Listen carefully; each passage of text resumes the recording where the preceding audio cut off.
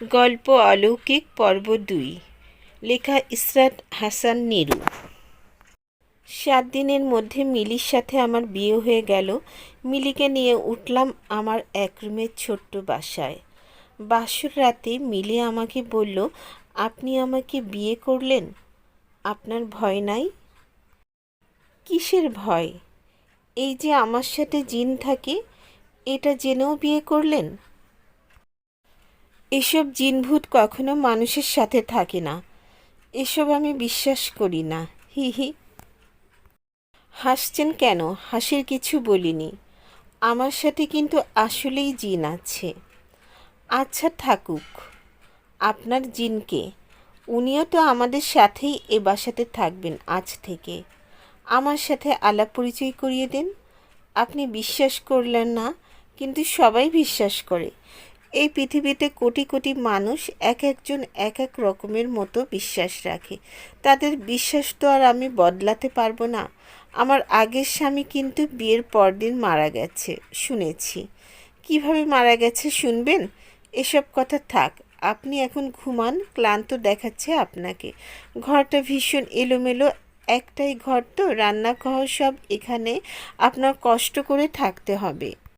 আমার কষ্ট হবে না, আমি গুছিয়ে ফেলবো। একটা কথা বলবো। জি বলেন। আপনি এত সুন্দর, এত সুন্দর কোনো মেয়ে আমাকে বিয়ে করতে রাজি হবে কখনো ভাবিনি। মিলি আমার কাছে সরে এসে বলল, আপনিও সুন্দর। এখন গলার হারটা খুলে দিন তো, এসব খুব ভারী লাগছে। মিলি তার মাথায় দেওয়া লাল ওড়না সরিয়ে আমার দিকে পেছন ফিরে বসল। আমি কাপা হাতে ওর গলারটা খুলতে চাইছি, কিছুতেই খুলছে না। মিলি খিলখিলি শব্দে হাসছে। আমি সাহস করে ওর ঘাড়ে আমার ঠোঁট ছুঁয়ে দিলাম। ও আমার দিকে ফিরে আমাকে জড়িয়ে ধরে চোখ বন্ধ করে ফেলল। মিলি আমার ছোট্ট এক রুমে খুব সুন্দর করে সংসার পাতল। ঘরের একপাশে সুন্দর একটা কাপড় মাথার রাখার আলনা রাখলো, আরেক পাশে ছোট্ট একটা মিট সেফে রান্নার জিনিসপত্র গুছিয়ে রাখলো। সাইড টেবিলে সুন্দর একটা ঘড়ি রেখেছে। ঘড়িটার নিচের দিকে একটা ছেলে একটা মেয়েকে পেছন থেকে জড়িয়ে আছে। খাটের পাশের টেবিলটায় বেশ কিছু গল্পের বই রাখলো, ওগুলো ও বাড়ি থেকেই নিয়ে এসেছে সাথে করে। মেয়েটা দারুণ গোছানো, নিজেও পরিপাটি থাকে। ওকে দেখলে মনে হয় না ওর মধ্যে অশুভ কিছু বাস আছে। মিলির অস্বাভাবিকতা প্রথম ধরা পড়ল একদিন রাতে। আমি আর মিলি বসে আছি, হঠাৎ বিদ্যুৎ চলে গেলে মিলি বলল, মোমবাতি আছে? আমি আনছি, তুমি বসে থাকো। আমি উঠে গেলাম, ম্যাচ আর মোম আনতে হাতড়ে হাতড়ে এগোচ্ছি। হঠাৎ মিলি বলল, বাইরে সরে যান, দরজা বাদিকে। আমি একটু বাদিকে সরে এগোলাম, তারপর থমকে দাঁড়িয়ে পড়লাম। মিলি কিভাবে দেখছে? সারা ঘরটা ঘুটঘুটে অন্ধকার। তুমি আমাকে অন্ধকারে দেখতে পাচ্ছ? আমি অন্ধকারে দেখতে পাই। ও মিথ্যা বলেনি। মিলি অন্ধকারে দেখতে পায়, অনায়াসে হাঁটাচলা করতে পারে, এমনকি তরি তরকারি কাটা, খাবার বাড়া, এসব টুকটাক কাজ আলো ছাড়াই করে ফেলে। ও মাঝে মাঝে অকারণে হি হি করে হাসে, একা একাই কথা বলে, আবার হঠাৎ হঠাৎ মন খারাপ করে থাকে। যখন ওর মন খারাপ থাকে তখন আমার সাথে তেমন কথা বলে না। ওর চোখ ফোলা থাকে, আমি বুঝি ও লুকিয়ে কান্না করছে। যেই আমি এসব জিন ভূত জাদুটোনা বিশ্বাস করতাম না, সেই এখন মাঝে মাঝে ভাবি, সত্যি কি মিলির সাথে খারাপ কিছু আছে? একদিন কাজ শেষে বাসায় ফিরে দেখি ও অসময়ে শুয়ে আছে। আমি বুঝলাম ওর মন খারাপ, কারণ আমার সাথে কোনো কথা বলেনি। উঠে চুপচাপ খাবার বেড়ে দিয়েছে। আমি বললাম, তোমার মন খারাপ?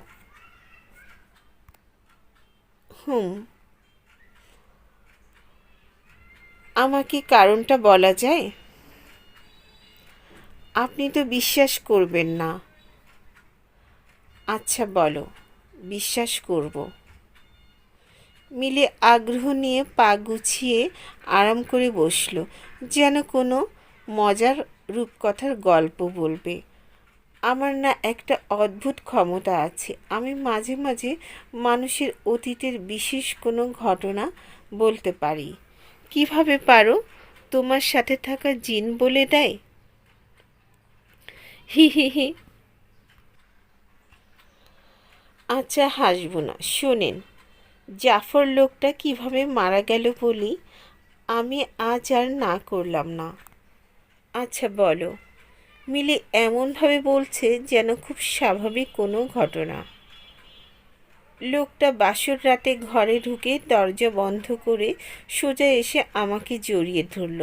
লোকটার মুখ থেকে একটা বাজে গন্ধ আসছে। হয়তো নেশা করেছে। আমার দম বন্ধ লাগতে শুরু করলো। বলা নেই কওয়া নেই, এভাবে অজানা কেউ জড়িয়ে ধরলে কেমন লাগে বলুন? খারাপ লাগারই তো কথা। হঠাৎ আমার মাথাটা ঝিমঝিম করে উঠল। আমি গড়গড় করে বললাম, মানে কেউ একজন বলিয়ে দিল জলজন্ত মেয়েটাকে মেরে ফেললেন আর কেউ কিছু জানলো না? লোকটা ছিটকে সরে গেল। চোখে মুখে ভয়ের ছাপ স্পষ্ট। জানি। আমি বলে গেলাম, আপনি ওর পরিচিত, ওর সাথে বাজে কাজ করছেন। ছেড়ে দিলে সবাইকে বলে দিত, তাই না? জাফর কাঁপা কাঁপা গলায় বলল, কী সব উল্টাপাল্টা বকতেছ? সারা রাত অত্যাচার করে তারপর গলা চিপে মেরে বস্তায় করে ভোর রাতে সোজা নদীতে লাশ কোথায় ভেসে চলে গেল, কেউ কিছু টের পেল না।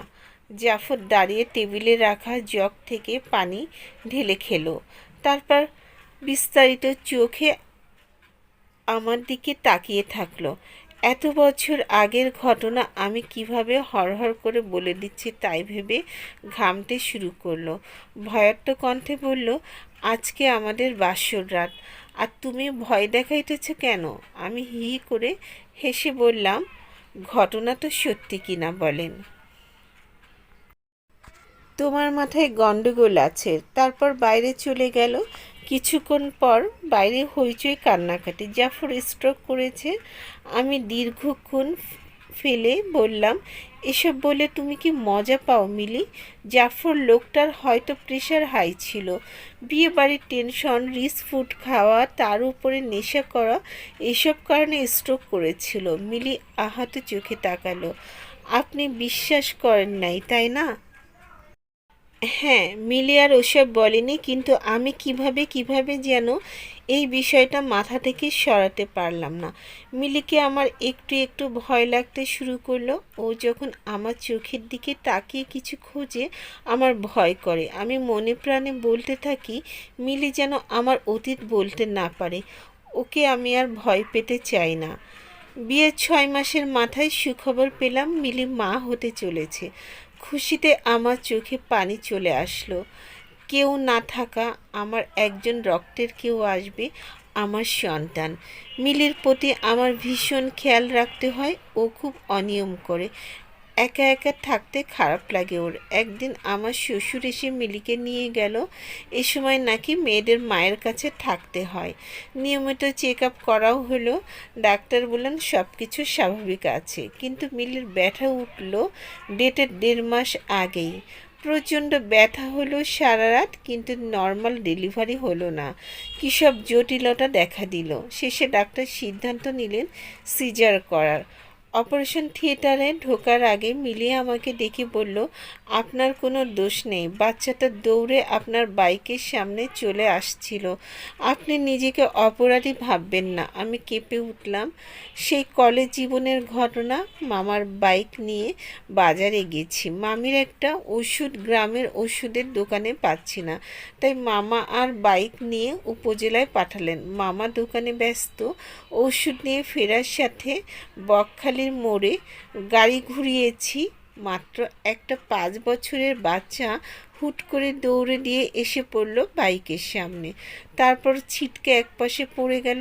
আমি ব্রেক কষে দাঁড়ালাম। বাচ্চাটাকে হাসপাতালে নিতে হবে, কিন্তু পেছন ফিরতে দেখলাম কিছু মানুষ হই করতে করতে ছুটে আসছে। ধর ধর ধর, শালাকে পুঁতে ফেলবো আজ। খুব ভয় পেয়েছিলাম, জোরে বাইক টেনে চলে এসেছিলাম। পরে খবর পেয়েছি বাচ্চাটা মারা গেছে। আমি চুপ করে থাকলাম, কাউকে কিছু জানাইনি, কিন্তু সেই দহন আজও আমাকে তাড়া করে। কিন্তু এই কথা মিলি কিভাবে জানলো? একজন ইন্টার্ন ডাক্তার এসে জানালো রক্ত রেডি রাখতে। মা আর বাচ্চা দুজনই কন্ডিশন ক্রিটিক্যাল। সব চিন্তা ঝেড়ে দিয়ে খোদাকে ডাকলাম, খোদা, আমার মিলি আর বাচ্চাটাকে যেন কিছু না হয়। ডাক্তাররা চেষ্টা করলো, কিন্তু মিলিকে বাঁচাতে পারলো না। আমার কোলে ফুটফুটে এক কন্যা সন্তান, আর কিছু অমীমাংসিত প্রশ্ন নিয়ে মিলি চলে গেল ওপারে। রুজাইফার বয়স এখন 10 চলে। আমাদের বাপ বেটির সংসার বেশ কেটে যাচ্ছে। রুজাইফা দেখতে ঠিক মিলির মতো হয়েছে আমার মুখে ও ওর মায়ের গল্প শুনে। আমি যখন মিলির কথা বলি, ওর চোখে মুখে একটা আলো ছড়িয়ে পড়ে, মাকে যেন ও দেখতে পাচ্ছে। আমরা এখন নিজেদের বাড়িতে থাকি, চাকরি ছেড়ে দিয়েছি অনেক আগেই। রুজাইফাকে বড় করতে গিয়ে চাকরি করা হয়নি, ব্যবসা শুরু করেছিলাম। এখন নিজের দোকান আছে।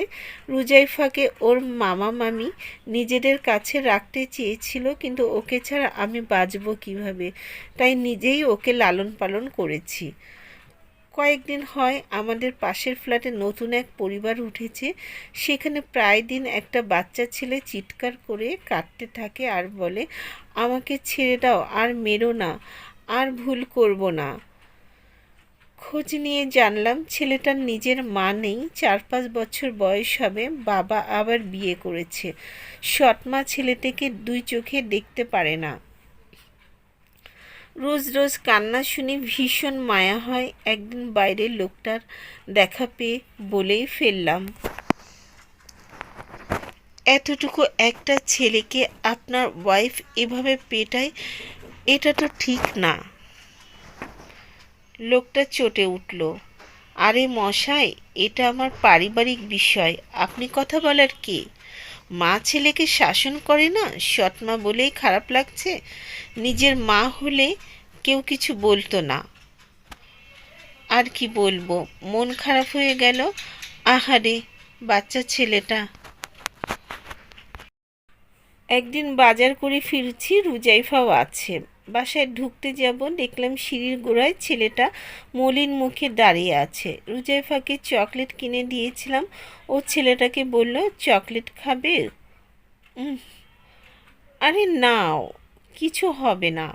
আমার ভাই থাকলে ওকে তো চকলেটের ভাগ দিতাম। ছেলেটা চকলেট হাতে নিল, ওর মুখটাই হাসি ফুটে উঠল। হঠাৎ ওর মা এসে হাত থেকে চকলেট কেড়ে নিয়ে মারতে শুরু করলো। ফকির কোথাকার, এখন মানুষের থেকে চেয়ে খাওয়া শুরু করেছিস? কি দেখাচ্ছিস? তোকে খেতে দিই না? আমি হতচকিত হয়ে গেলাম। তাকিয়ে দেখলাম রুজাইফা একপাশে সরে গিয়ে চোখ বড় বড় করে মহিলার দিকে তাকিয়ে আছে। ওর মাথায় দুপাশের রগ ফুলে উঠেছে। তারপর অদ্ভুত একটা ঘটনা ঘটল। মহিলা হঠাৎ বুকে হাত দিয়ে বসে পড়ল, আর্তনাদ করতে থাকলো, উফ, মরে গেলাম। কেউ যেন কলিজাটা খামচে ধরেছে। কিছু সময় পর রুজাইফার মুখ স্বাভাবিক হলো, ও হাসছে। আমি অবাক হয়ে দেখলাম ওকে এখন ঠিক মিলির মতো লাগছে। সমাপ্ত। গল্পটি যদি আপনার ভালো লাগে অবশ্যই একটি লাইক দিবেন, আর আপনাদের মূল্যবান মতামত কমেন্টের মাধ্যমে জানাবেন, আর চ্যানেলটি সাবস্ক্রাইব করতে ভুলবেন না। সবাইকে ধন্যবাদ।